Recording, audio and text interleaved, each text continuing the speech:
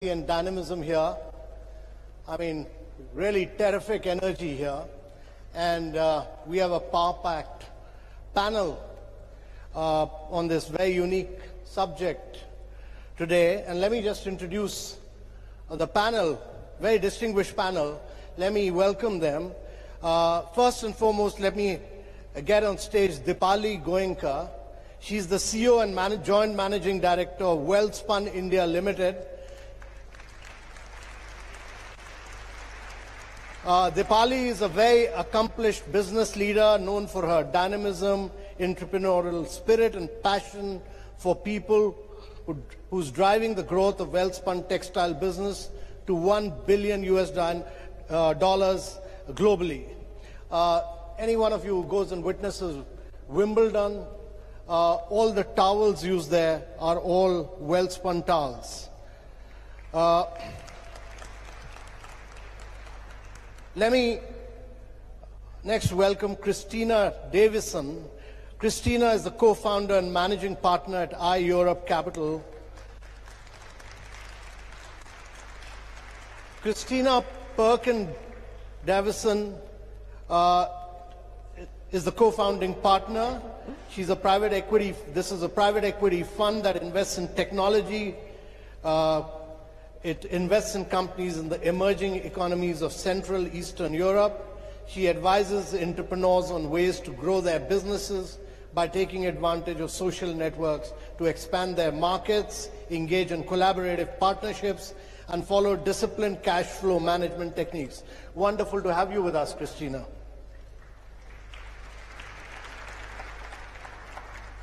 Let me next welcome Lerto Selena Motsamai, who's the founder and CEO of Google Lerto. Welcome, Lerto. Lovely to have you with us. Lerto Motsamai is the founder and CEO of Petrolink, a South African-based manufacturer of high-grade industrial and automotive lubricants, oils and greases that she founded in 2012. That's an amazing area to work in, Lerto. Very, very unusual, but amazing. She's had a remarkable, very rewarding 15-year career in the petrochemical sector. She's been named by several business reports as one of the 4 women influencing the energy sector in South Africa, and she plays a very active role in various industry bodies in South Africa. Lovely to have you with us.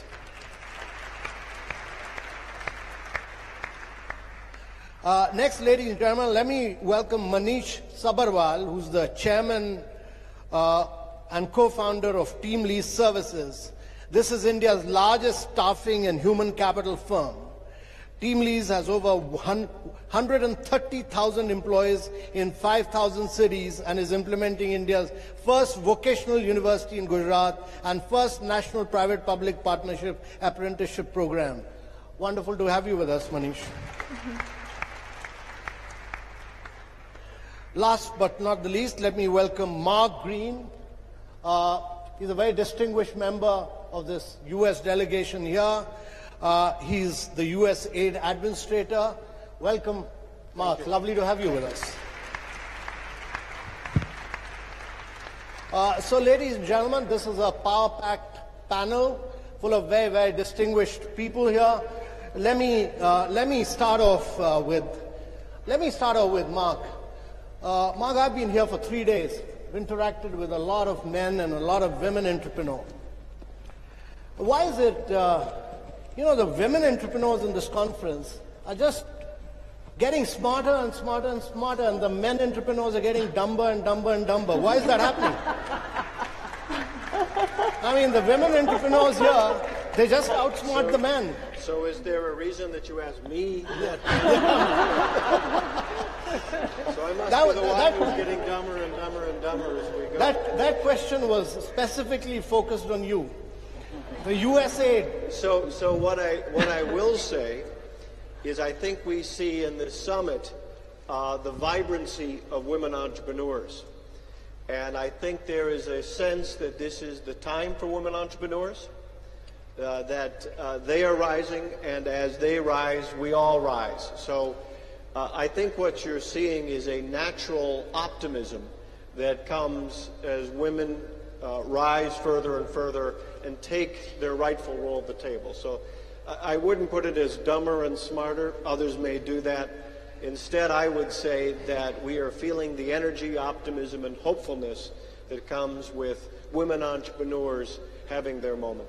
Lovely, lovely, wonderful.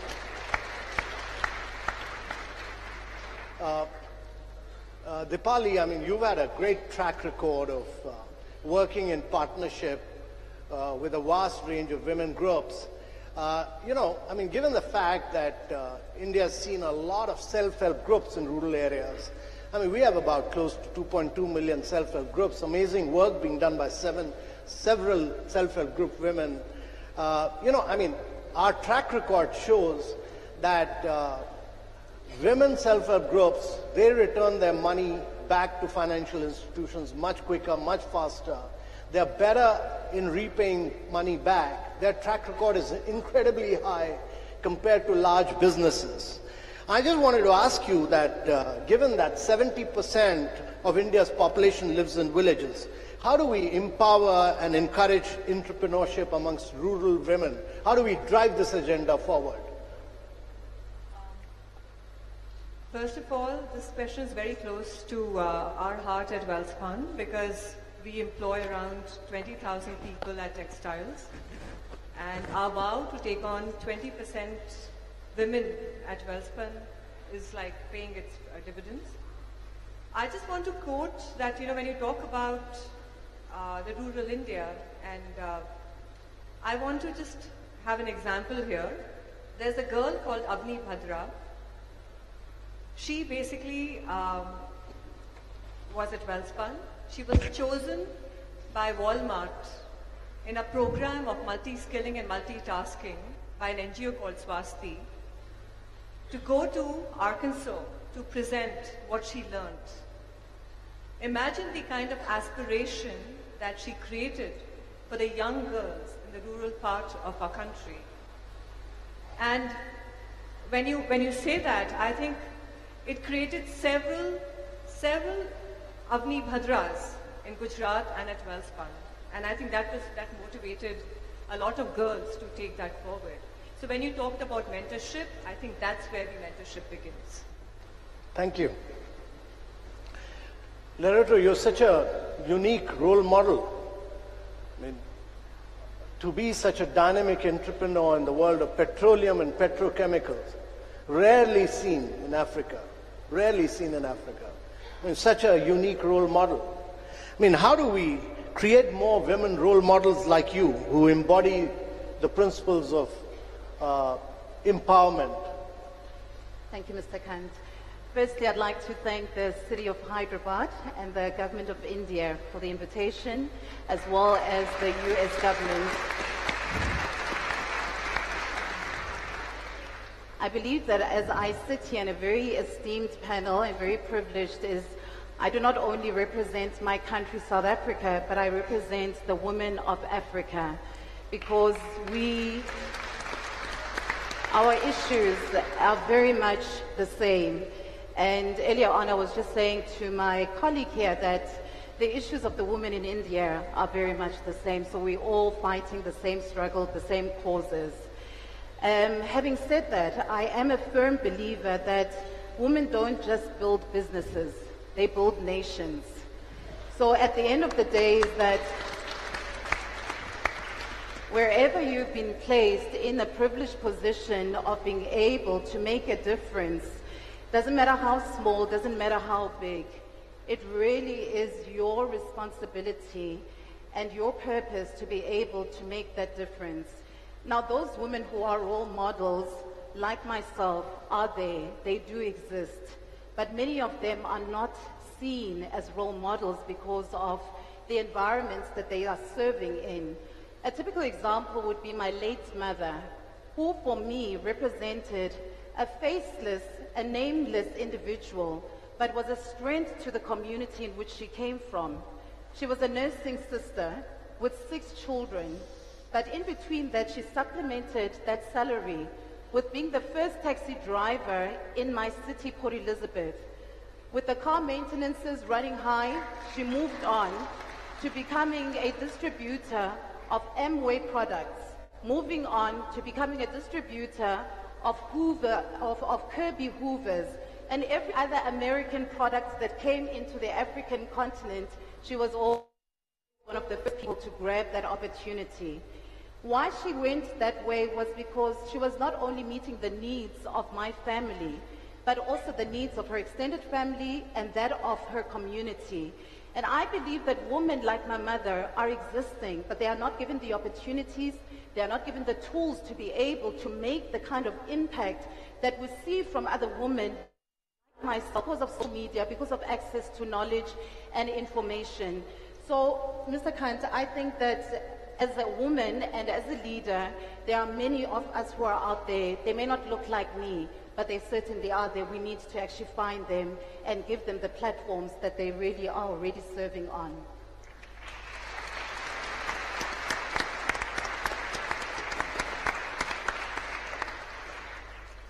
Lerato, what has been your experience here at GS 2017? Have you met a lot of good young entrepreneurs? It's just been absolutely phenomenal. I mean, we hear countries on the map and we hear them on television, but to actually meet the individuals coming from those various countries was just for me really a huge privilege. I always call myself a global citizen, and indeed coming to Hyderabad, it certainly emphasized and put that stamp or seal of being a global citizen. And I think all the people that are here in this room represent that kind of individual, one who is looking at solving the global goals, the sustainable development goals in their own way, in their own capacity. And truly, it has been one remarkable experience that I'm very grateful for. Thank you. Thank you. Christina, you've played such a critical role in supporting, promoting, financing women entrepreneurs across Central and Eastern Europe. Tell me, what sort of policies can companies, policies companies can have to encourage more women to participate and speak? Can we have greater gender parity in companies, conscious gender parity in companies, particularly in emerging markets? Well, first I'd like to thank everyone for being here. I've met the most amazing group of entrepreneurs.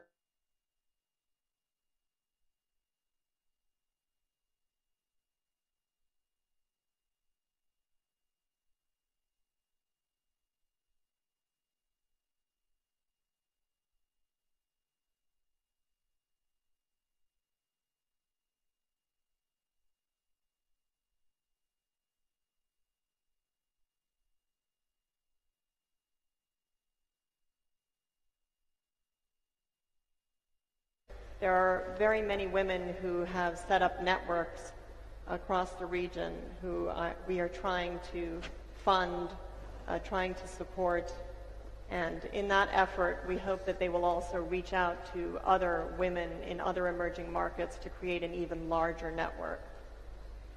It's very important that women support each other.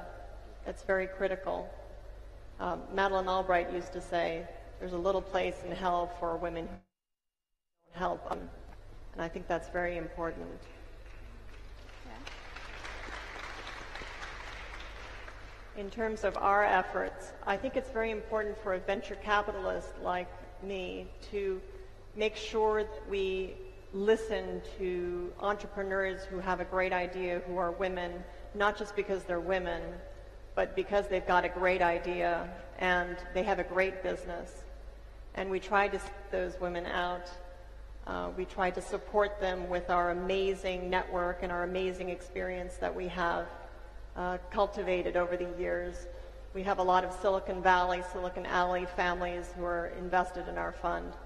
And we try to put them together to elevate them, to elevate these entrepreneurs to an even higher level. So that's how we collaborate with them. Lovely, lovely. Manish, one of the worrying factors about India is that the level of women participation in terms of jobs and their contribution to India's GDP still remains at low level. I mean, one of the big challenges which we're trying to push through self-help groups, through schemes like Beti Bachao, Beti Padhao, Ujjwala, many other schemes, is to push the level to ensure that we're able to push their participation in education, health to much higher levels. I mean, what do we do as a country? What do we do to ensure greater participation at all levels of businesses? I mean, how do we enhance their contribution to India's GDP in the next decade to much higher levels? What are the 4 or 5 critical issues we must take head on? Yeah, so I think there are 2 interrelated questions. The first is, one of the most enduring mysteries is, why has women's labor force participation in India fallen from 31% to 18% in the last 25 years, when reforms have opened up and stuff. And the second question, which everybody will have a different answer to, is, does India have a jobs problem or do we have a wages problem? And I'd like to submit those 2 questions are closely related. India doesn't have a jobs problem. Everybody who wants a job has a job. They just don't have the wages. They just don't have the wages they want. I think that's important because 50% of India is self-employed. That's not self-employment, that's self-exploitation. Most of the people who are self-employed. So I think that we have to be Can you all hear Manish at the back? Yeah, okay. Yeah. Can you be a little louder? Yeah. So this notion of self-employment as a solution to India's sort of jobs problem is fraught with challenges sometimes, I would submit. Not everybody can be an entrepreneur. Not all entrepreneurship is viable. So obviously we need to create as many entrepreneurial opportunities as we can. So the question is the role of government setting specific areas on fire, or is it creating the conditions for spontaneous combustion, right? I mean, everybody has their favorite industry. She'll probably say textile, somebody else will say leather, somebody else will say light industrial. But we have a very bad track record at predicting where jobs will be in the future. So I think the current track which India has taken is actually probably good for all excluded people in the labor force. From where I sit, I've hired somebody every 5 minutes for the last 5 years, but we've only hired 5% of the kids who came to us for a job. There is not that much difference between a ministry for Dalit employment or a ministry for Jat employment or Gujar employment and a ministry for women's employment. And let me explain why I say that. What we need in India is formalization, urbanization, industrialization, and human capital. We have to fix our schools, colleges, and skill system. We only have 52 cities with more than 1 million people. We have 600,000 villages. 200,000 of those villages have less than 200 people. We need to urbanize because higher productivity, higher wages, women employment. But the most important thing we need to do is formalize our labor force. Women's labor force participation, one of the most credible explanations I've heard is that women were fine with working on farms, but they're not fine in working in informal wage employment because of various other reasons. So if you formalize wage employment, women's labor force participation will rise. We've seen the youth sort of in labor force participation show up when you educate women. So I think that the 4 things that India could do is formalize, urbanize, industrialize, and human capital. Thanks. I'd like this to be more of an interactive session, so I'm going to open it up to a floor a little while later. But Dinesh, can you organize a couple of mics so that the audience can grill this panel as well? Just a couple of mics if you can get. Mark, let me move on to you. Sure.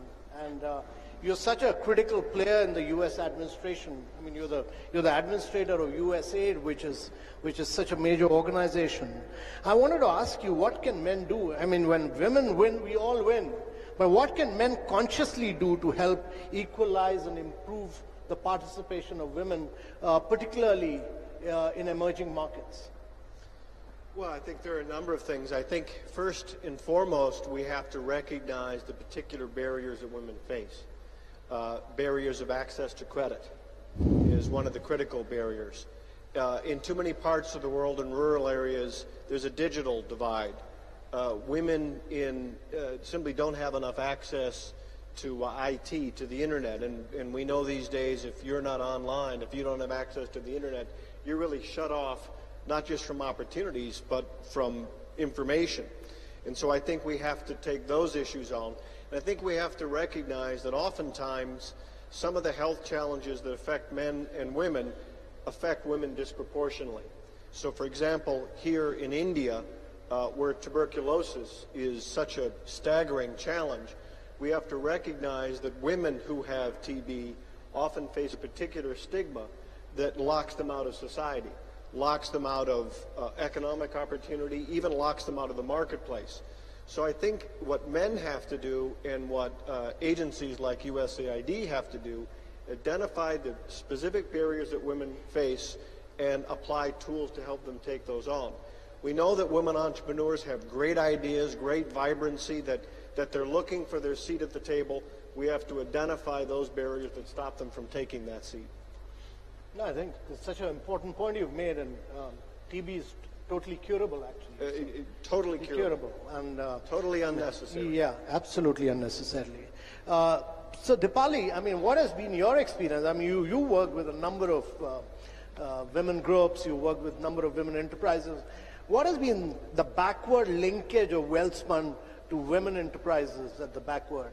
And how have you facilitated the rise of women enterprises? First of all, at Wellspun, we believe that when we talk about business, we become the agents of change. Mm-hmm. And the biggest struggle that we have seen in our environment and our communities is that women getting that opportunity to work. And hence, when we moved to Anjar, Run of Kutch, which is, I think, if you guys don't know where Anjar is, it's a part of Run of Kutch where it was devastated by an earthquake in 2002-2003, and everything was brought down to rubble. Now, if you see that part of the country, it has the highest GDP.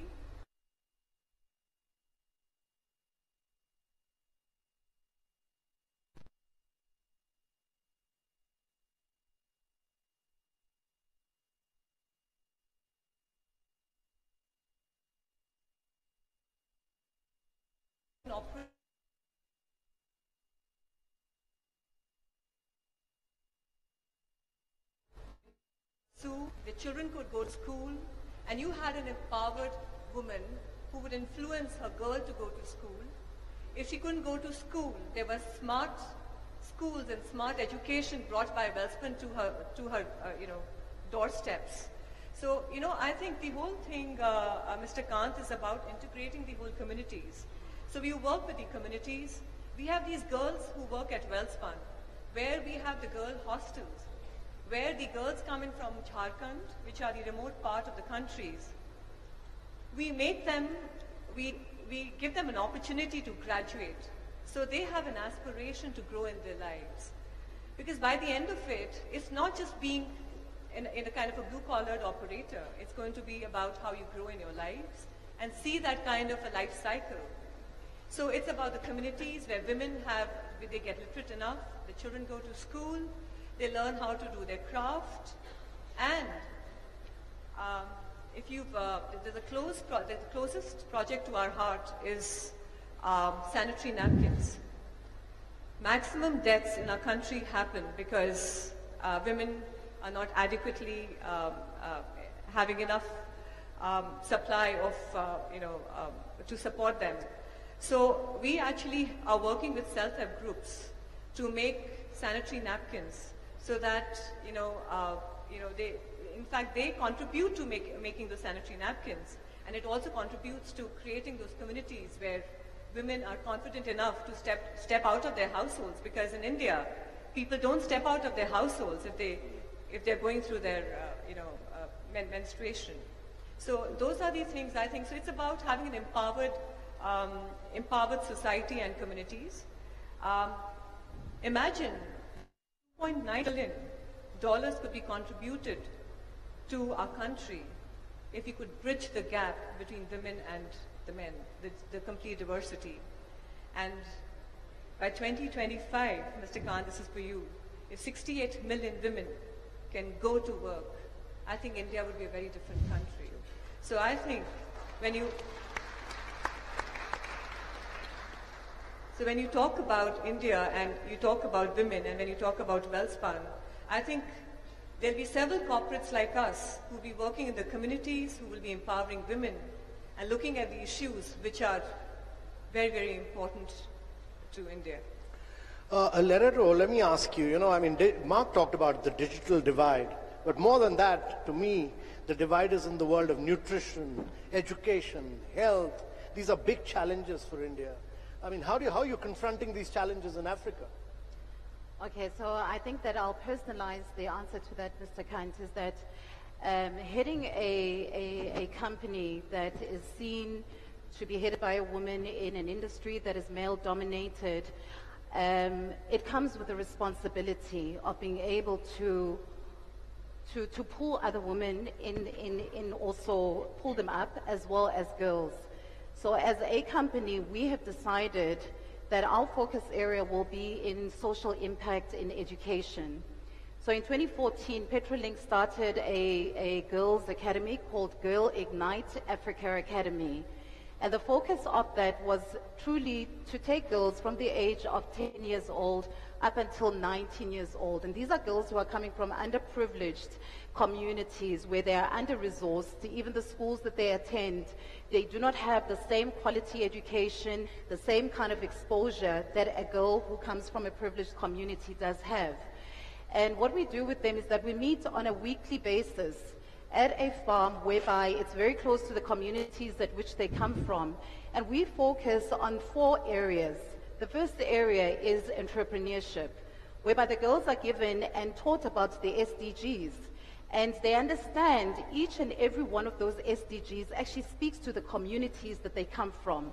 So why do we do that? Is that they actually begin to be the solution change makers for the communities that they come from, instead of us being the ones who are constantly always bringing in the solution. So you want them to be the ones who actually embrace whatever it is that you want to implement in the community.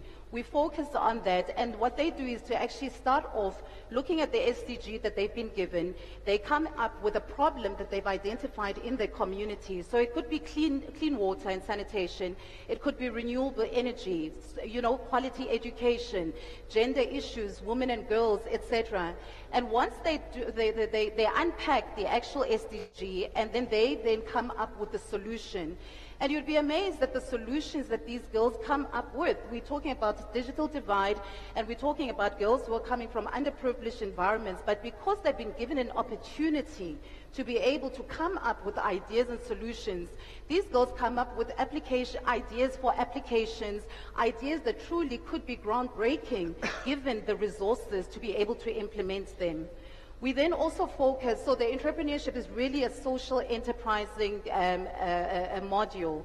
We then look at leadership, and we develop the girls from a spiritual perspective. We start off from there because many of them do so much. So you may want to drill them and put all sorts of things on them, but until you have dealt with the soul of that girl, it will be very impossible for you to get into, their full potential. And then we look at, we do maths labs with them, because each one of them, whether they're doing it on a higher grade or a lower grade, they have to have mathematics. So we employ tutors who come in, master's graduates from local universities in Johannesburg, who come and spend time tutoring these girls and really setting a foundation for them so that they understand that a 21st century education will require some form of mathematics, whether it's in finances, whether it's in IT, but maths will play a core part of it. And lastly, we do wellness with them, where the girls take care of their bodies. So I'm a cyclist, and it was just a natural thing to engage the girls in cycling. Some sports that they not necessarily are exposed to. But in essence, what we're looking at is a holistic program for the community, whereby the girls are being raised to become leaders who will be servant leaders in the communities that they come from, as well as wherever they may find themselves. So that is how we are actually bridging that gap in terms of involving them from a very young age, so that they understand that responsibility more than the governments or their parents or anybody else. Wonderful. Yeah. Wonderful. A great example of community participation, actually. So I'm going to open it up to the floor. You have just a few moments. Please sit down. Ladies and gentlemen, no parallel presentations. Shoot your questions. First choice to the lady here. Just get up and shoot, very little time.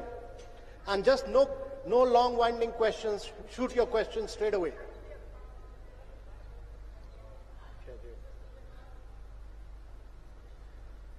Yep. Yell. You got a great voice, just shout.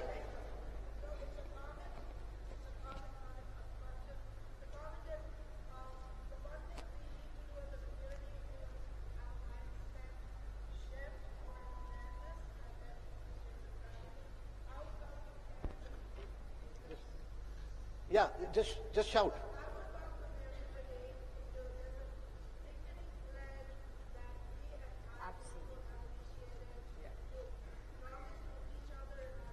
What's your question?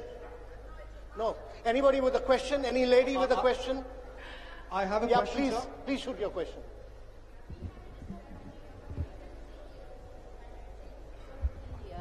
I would like the esteemed panel to respond on how can we bridge that gap. There are percentage-wise, very few women CEOs around the world, in every country, including India. So, Christina, I didn't take that. Christina, and then Mark. Thank you very much. Well, it's true, and actually there have been legislation in France, as you know, that legislated that companies that are publicly traded have to have a minimum of 40% women as board members. Interestingly, in the U.S. right now, it's about 20%. And there's a lot of effort that's being done right now to try to get that higher, obviously. Because it takes the direction from the top of the board to tell management that this is a priority. Because if it's not a priority, and it's not incented properly at the mid-level, then the flow of girls coming up the pipeline won't happen because people won't be paying attention to it because the men don't think it's a problem.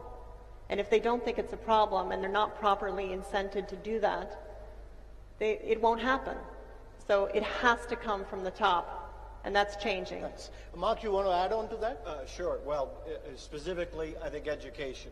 I think we have to do a better job of providing access to education for girls and women all around the world.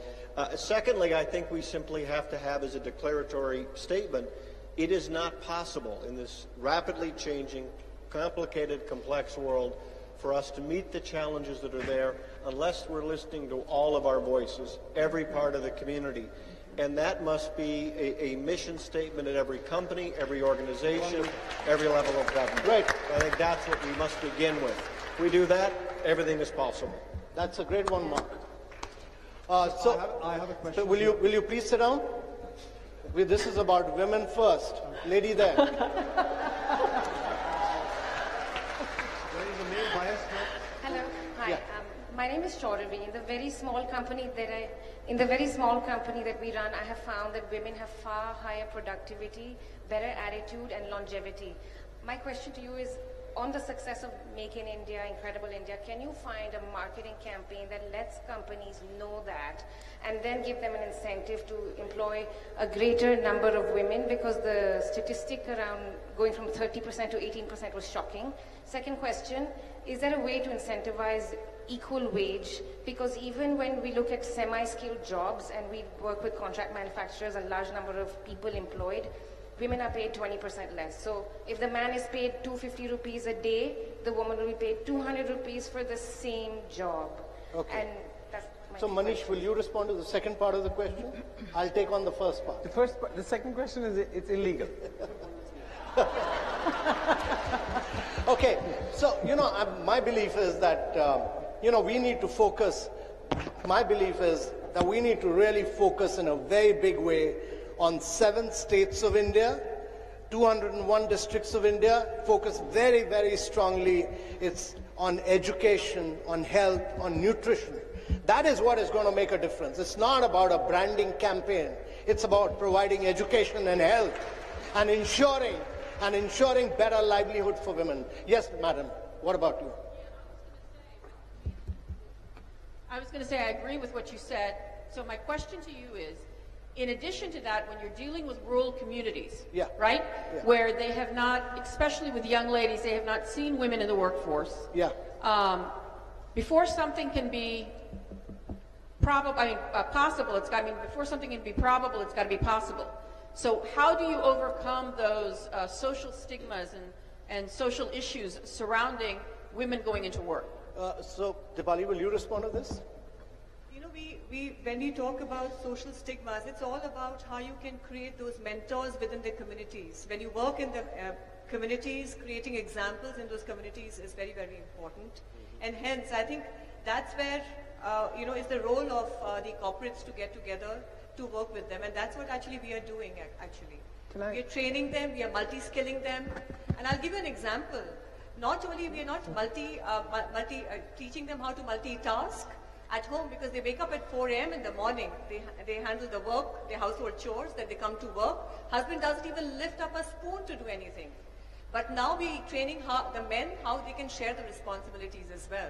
So I think these are small steps forward, but actually they make a whole lot of difference. Amitabh, can I? Well, she's, Dipali is, the great, I know her husband pretty well, So the great thing about Dipali is that she started running the business and her husband has started managing the kitchen now.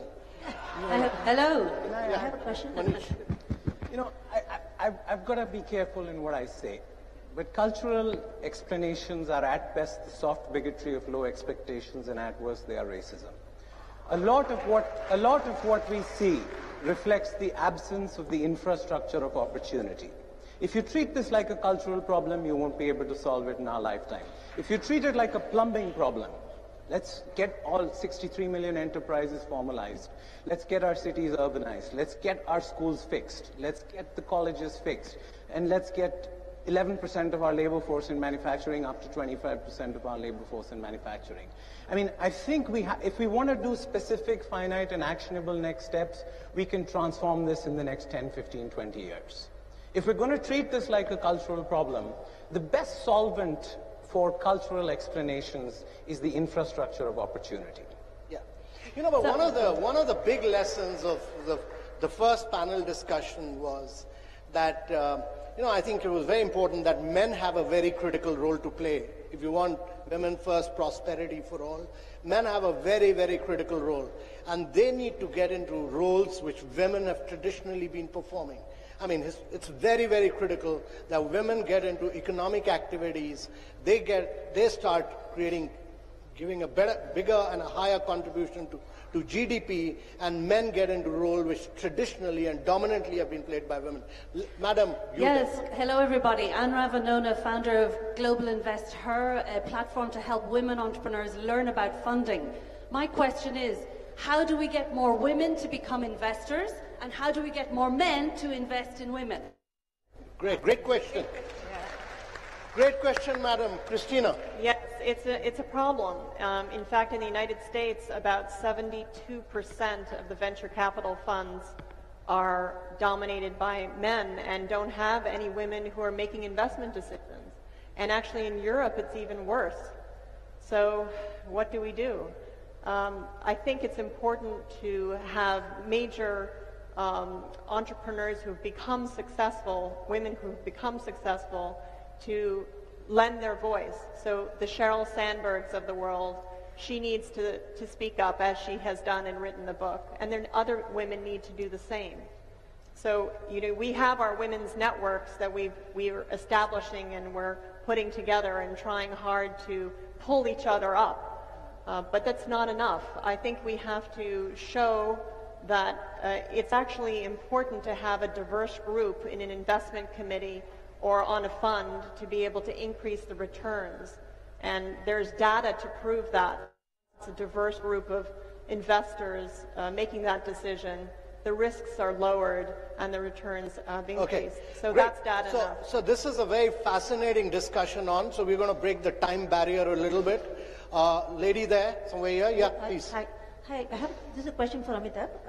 I'm not a part of the panel. I'm a moderator.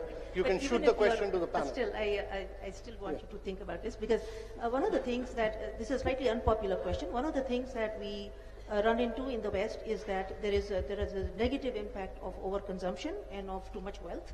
And we all know that now. With the huge growth in suburbia and so on, people are depressed. And in India, we have poverty is our advantage actually, because it does somehow, create a better community where people are talking more, playing more. There's no play dates. We play on the ground. And I'm wondering if you, sir, have thought about, thinking even about consumption, rethinking consumption, so that we understand that we're not following the same goals as we've been, like at least my generation followed, which is MBA and go to the West and so on.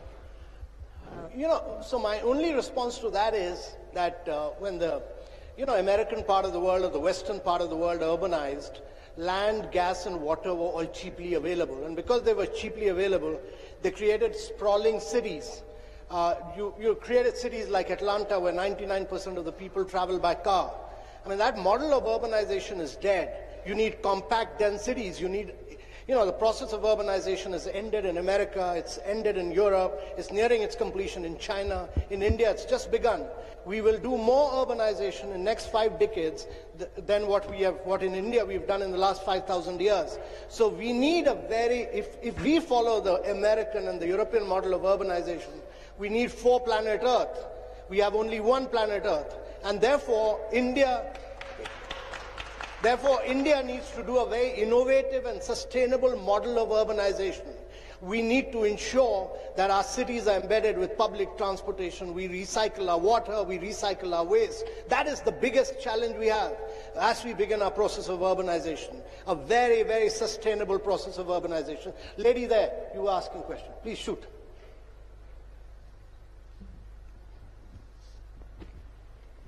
All the ladies here, you can shoot as many questions as you want, quickly. So can I ask a question? And no questions for any male here. Okay.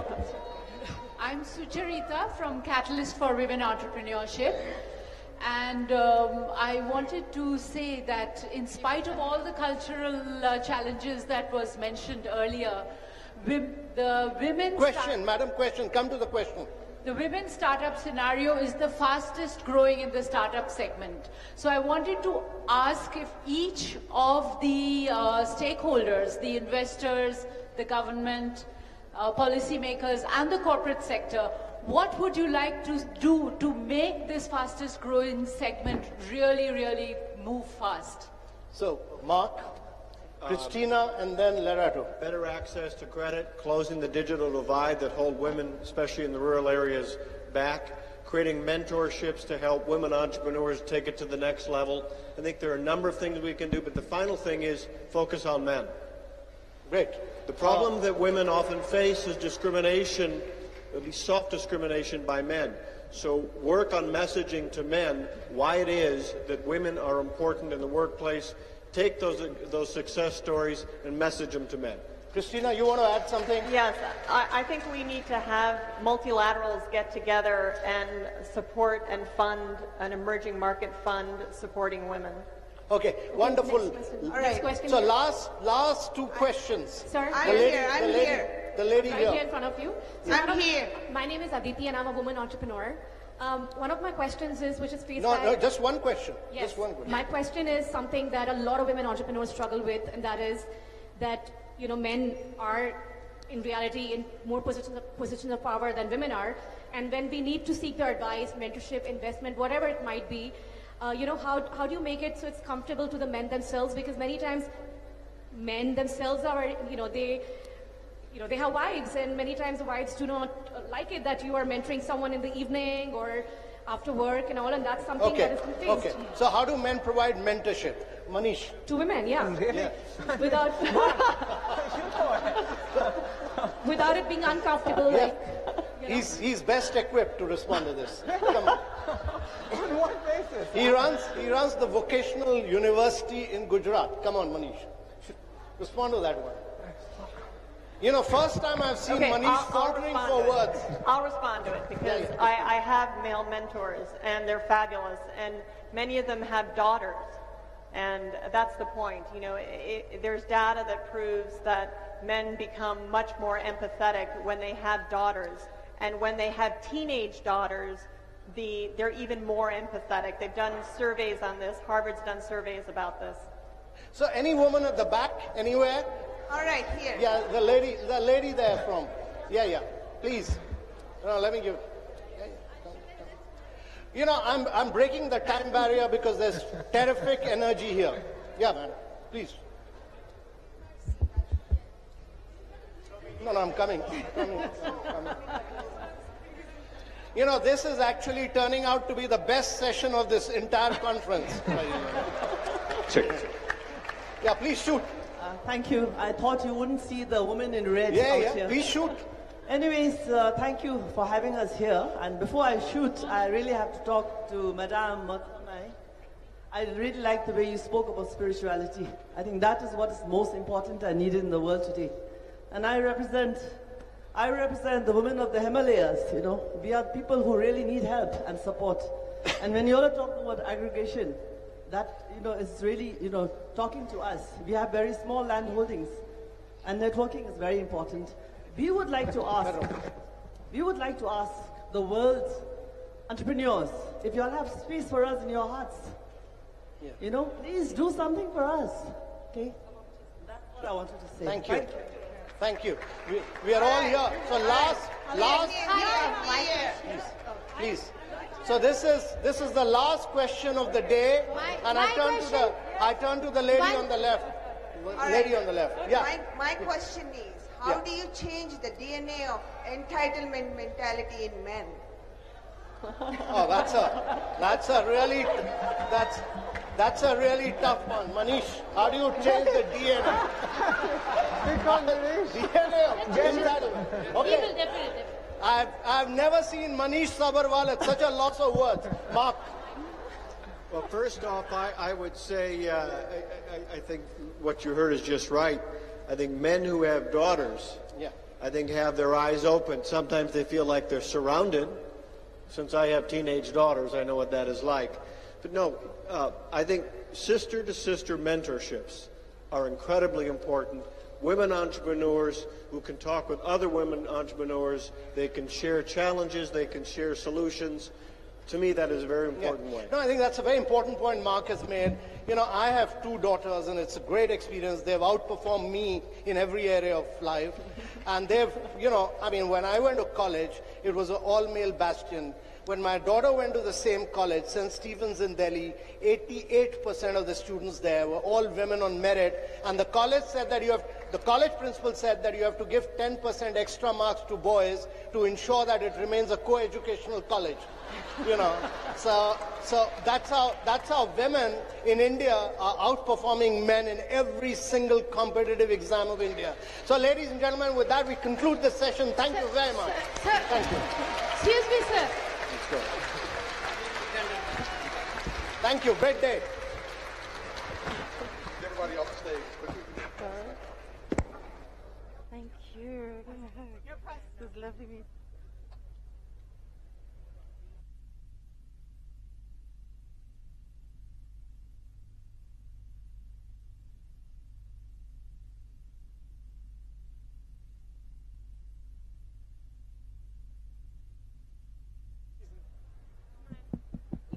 Ladies and gentlemen, please remain in your seats.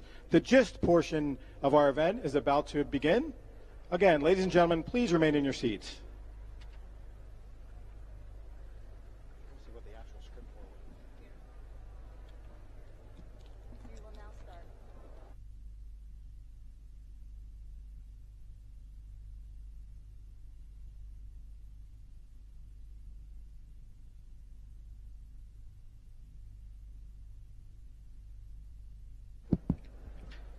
Ladies and gentlemen, again, please remain in your seats. We will start the GIST Catalyst final pitches and award ceremony momentarily. Again, ladies and gentlemen, please remain in your seats.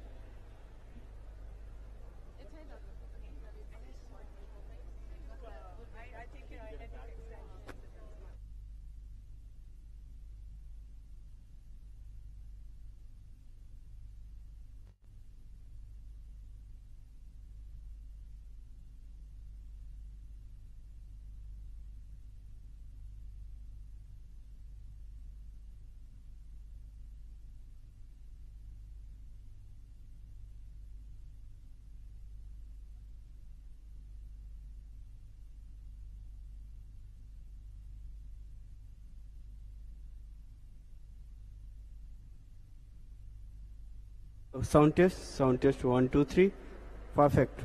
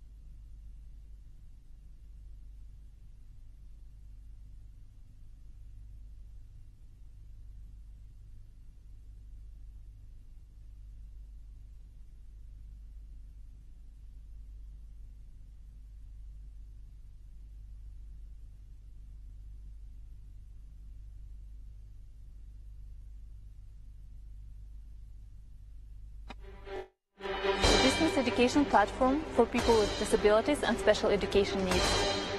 Entrepreneurship is the creativity of finding solutions for a problem, and that's it.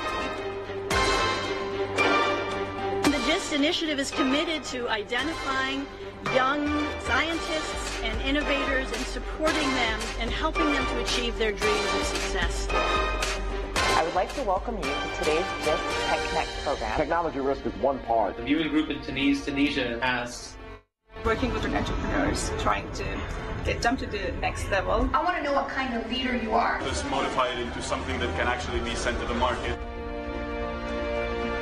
Welcome to the Global Innovation Through Science and Technology, or GIST, TechEye Finals.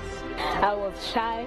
I was thinking, how can I go to people to tell that, vote for me, but I did it.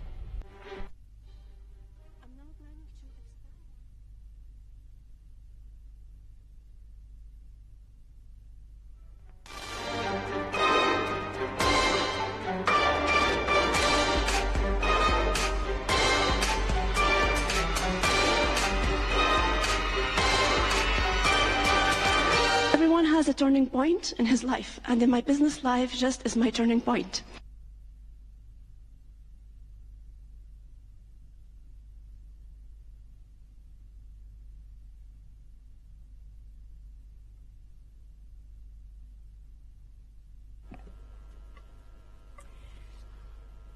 Good afternoon, everyone.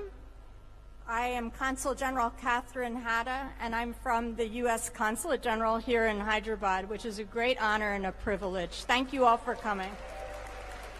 Okay. You can also tell that I've been working for the government for quite a while because I still read off paper. And so by next event like this, I would like some ideas on how I can do this a little better, and that's what innovation is all about. But meanwhile, let me say that this year's Global Entrepreneurship Summit has been just amazing. And I know I speak for every one of us in the U.S. government and also in the State Department, which is my home agency. It's so inspiring to meet the world's best and brightest entrepreneurs and the investors and the mentors who help them along. This has been a wonderful, wonderful 2 days. So I just want to give everyone here a round of applause. Now, this is our last event of the GES, and in some ways it just sums up everything that's been happening here, because in a few minutes you're going to hear pitches from 4 very talented finalists of the GIST Catalyst Pitch Competition. GIST stands for the State Department's Global Innovation Through Science and Technology Initiative, and it empowers young innovators through networking, skills building, mentoring, and access to financing to develop startup solutions that address economic and development challenges. Very much what you're all here to do today. GIST Catalyst even takes this a step further by helping entrepreneurs elevate their pitching skills and showcase their startups on a global stage. And if we're anywhere, we're on a global stage today, right here in Hyderabad. To learn more about all the opportunities available to all of you through the GIST initiative, I hope you'll visit gistnetwork.org. That's GIST network.org. And in keeping with this year's GES theme, Women First, Prosperity for All, GIST places an emphasis on engaging women entrepreneurs throughout its programs. And this year's pitch competition is no exception. 50% of our semifinalists were women this year. Now, GIST Catalyst and other GIST programs would not be possible without the business community, so I would really especially like to thank our Catalyst judges and sponsors for their time and support. Our 24 semifinalists are some of the brightest entrepreneurs out there, and the 4 finalists, one representing each of the 4 GES focus industries, are now going to pitch their startups to address some of the most pressing issues in their communities, and the grand champion will be announced after they're done. So thank you very much.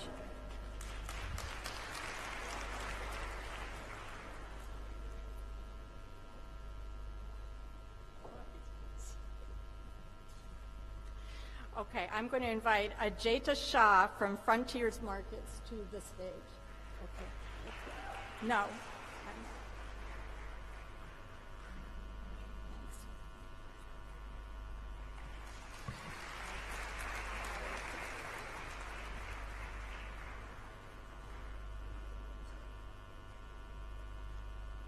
In India, 270 million people live in darkness, fear, and instability due to the lack of regular access to reliable electricity.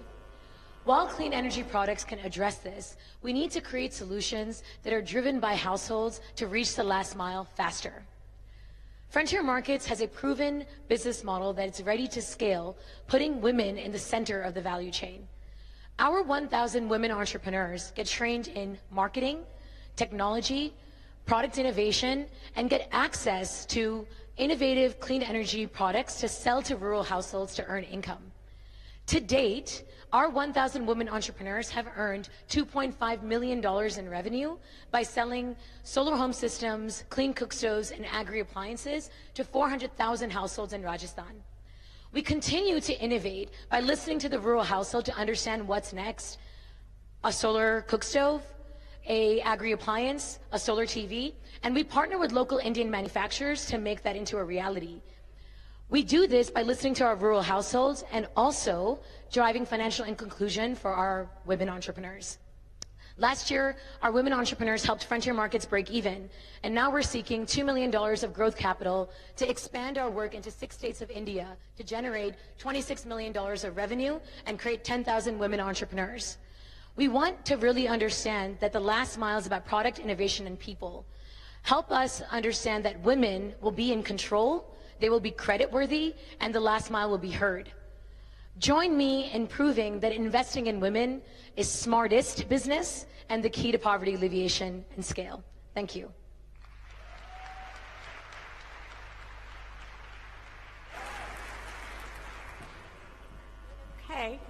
Now we'll hear from our second finalist, Janesh Sinha from Gandhan. Please come to the stage.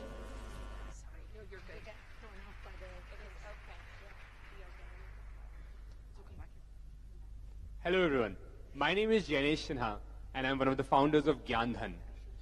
We are an education financing marketplace and the problem that we are addressing is huge. While education loans account for 46% of the higher education spend in the US, that number in India is just 5%, despite the low income levels. This clearly reflects the lack of opportunity, the lack of equality in opportunity to education. The reason for limited lending is that lenders find it difficult to assess students' future income, and therefore they rely on parental income and collateral to underwrite education loans. To solve for this, we have developed a model to predict students' future income, and we are working with lenders to create new education loan products. We do not charge any money from the students, but rather earn from the lenders. And we have received a great response with over $24 million in student loans originated in just 18 months since our inception.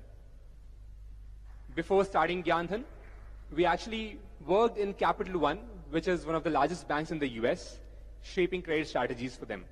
And we are currently seeking $3.5 million in funding so that we can expand our current setup and also establish a US lending arm. This US lending arm will help us address the problem that lenders have around cross-border defaults because we'll create a two-country credit reporting structure. I faced financial hurdles during my own higher education, but was helped by Super 30, a philanthropic organization. Now I want to do the same to others like me. I thank you.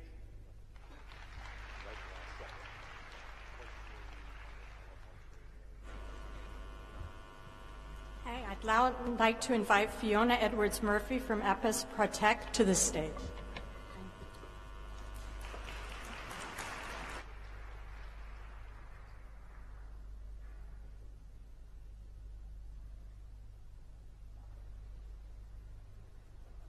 Hello? Oh, there we go. Okay. Imagine walking into a grocery store and realizing that there weren't any apples. There were no blueberries, no almonds. 1/3 of the food that we eat every day is reliant on having access to healthy honeybees. But there's a problem. Honeybees aren't healthy. There are a variety of diseases and pests devastating hives, and beekeepers are now finding that they're losing up to half of their honeybees every single year.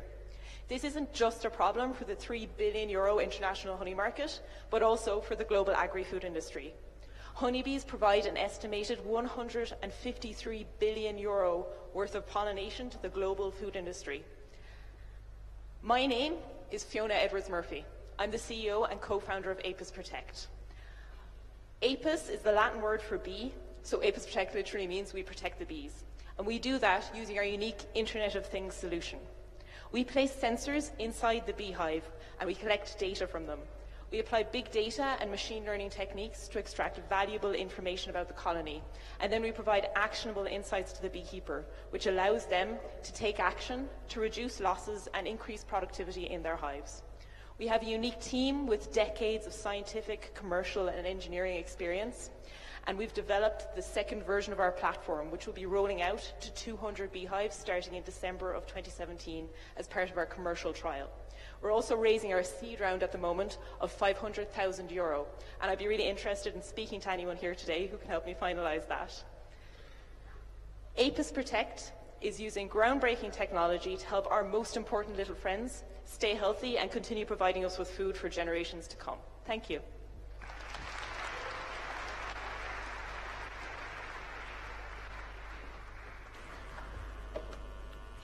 And now I'd like to invite Maria Burns-Ortiz from 7 Generation Games to the stage.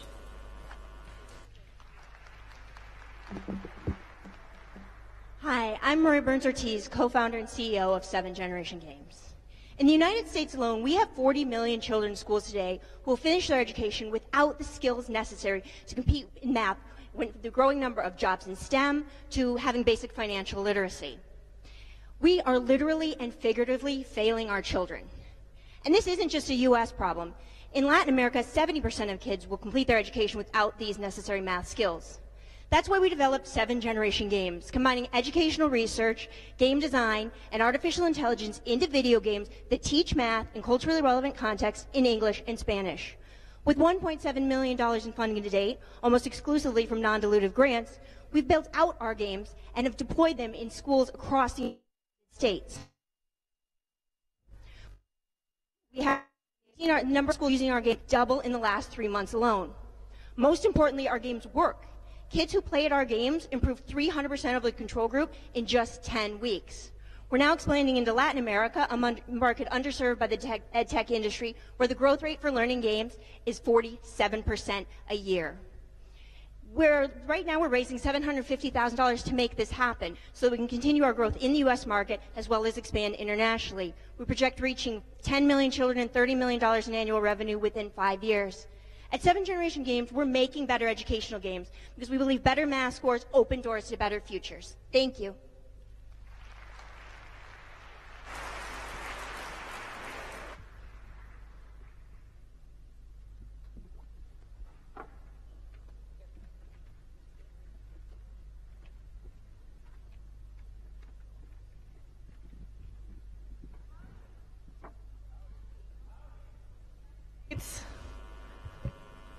In the United States, where I'm from, we greet people with a big old word called howdy. So let's hear it. There we go. I like it. Namaste. I'll return the favor. My name is Elizabeth Gore, and I am the entrepreneur residence at Dell, and I am the very proud chairman of Alice, the artificial intelligence software that helps every founder with the resources they need to scale at helloalice.com. I get to talk about the winners. Can we give them a massive round of applause?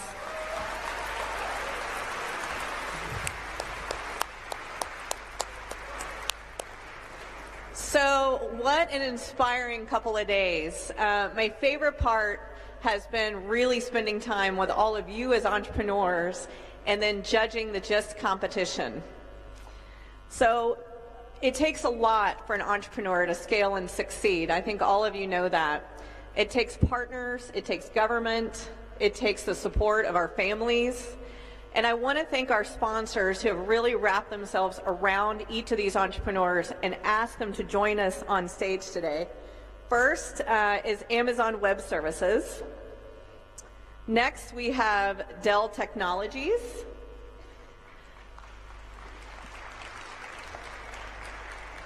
We're very proud to be joined by Cognizant, a company you might have heard of called Google. And I am very proud to be representing Alice. So let's really thank our sponsors and partners for supporting our entrepreneurs.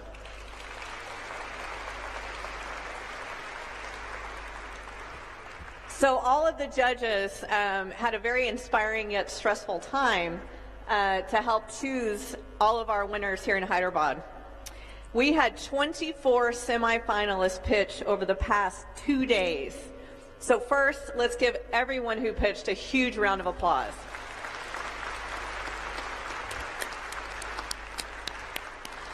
Each of our semifinalists will receive $1,500 in Amazon Web Service credits, as well as, let's give them a round of applause, as well as support from helloalice.com.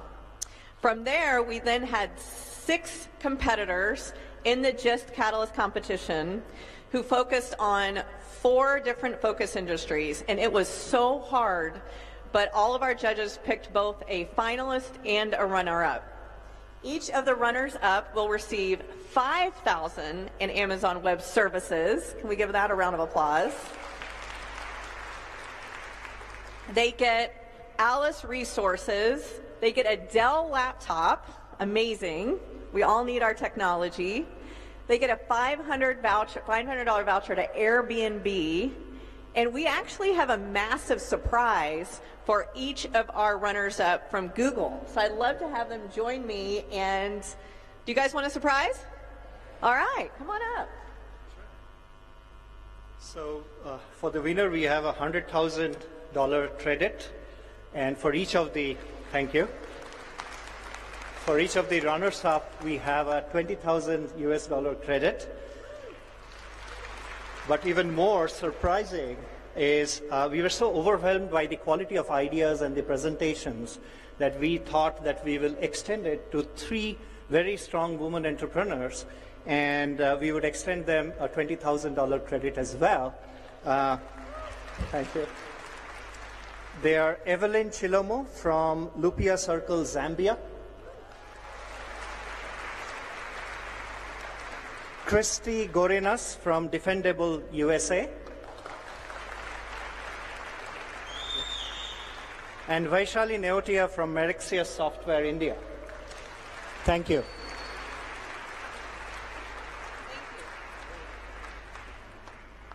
Let's thank that little tiny startup, Google, one more time for all of our support.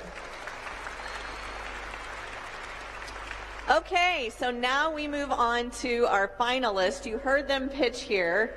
Such bravery to come out in front of all of you to do this.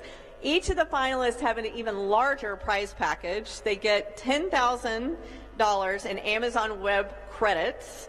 They get a Dell laptop. They get $20,000 in Google Cloud credits. Have y'all heard of the cloud? It's cloudy outside. And then they get a full scholarship to the Alice Circular Summit, March 1st in Washington, D.C. So let's give all of them a round of applause. Now, if you remember our theme this year at GES, Women First, Prosperity for All. A few of our prize sponsors wanted to acknowledge the extremely important support of every exceptional woman at this GES Catalyst Pitch Competition. Amazon has really stepped forward with their Women First Award. It's for every woman who is thinking about impact in their business. At the GIST competition, we actually scored which women is putting purpose into profit. And those with the highest impact score are winning this GIST competition prize from Amazon. She will receive $50,000 in Amazon Web Service credits, an exclusive virtual mentoring session with an Amazon executive, a Dell laptop, and entrance into the Alice Circular Summit in March. I am very excited to announce, on behalf of Amazon, the winner of the Women First Amazon Award, Molly Morse, from Mango Materials from the United States of America.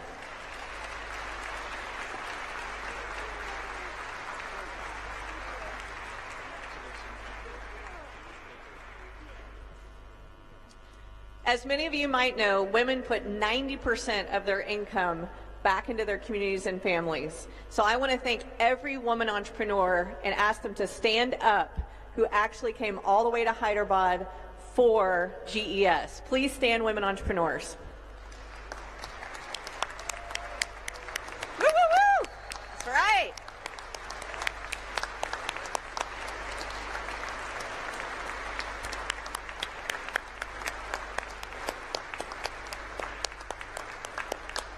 Well done, women.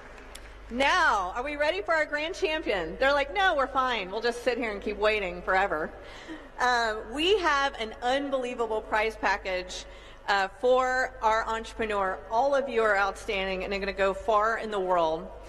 Our grand champion will receive $50,000 in Amazon Web Service credits, a Dell laptop, admission to the Circular Summit from Alice, an exclusive virtual mentoring session with an Amazon executive, $100,000 in Google credits, an interview with yours truly in Inc. magazine, admission to the 2018 Alice Accelerator, and they will be designated, I think this is my favorite term of all time, a Cognizant Genius Award winner with $2,000 in cash. Wow.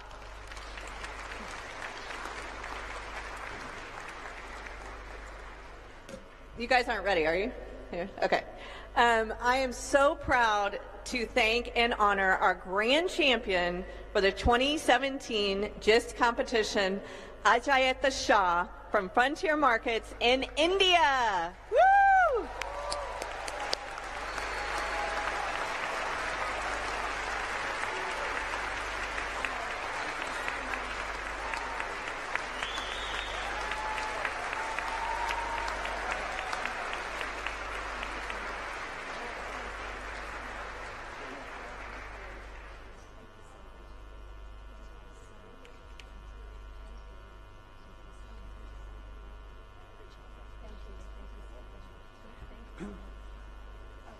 I just want to thank again our GIST Catalyst sponsors, and congratulations again to our grand champion, Women First Award winner, finalists, and all competitors. And for all GES participants, please remember that GIST Network has resources available to you. We have an online mentor match portal to help connect mentors and mentees and encourage entrepreneurs to apply for the upcoming GIST Tech Eye Pitch competition. So please keep up with us. Congratulations again, and well done all of you for a fantastic GES. Thank you.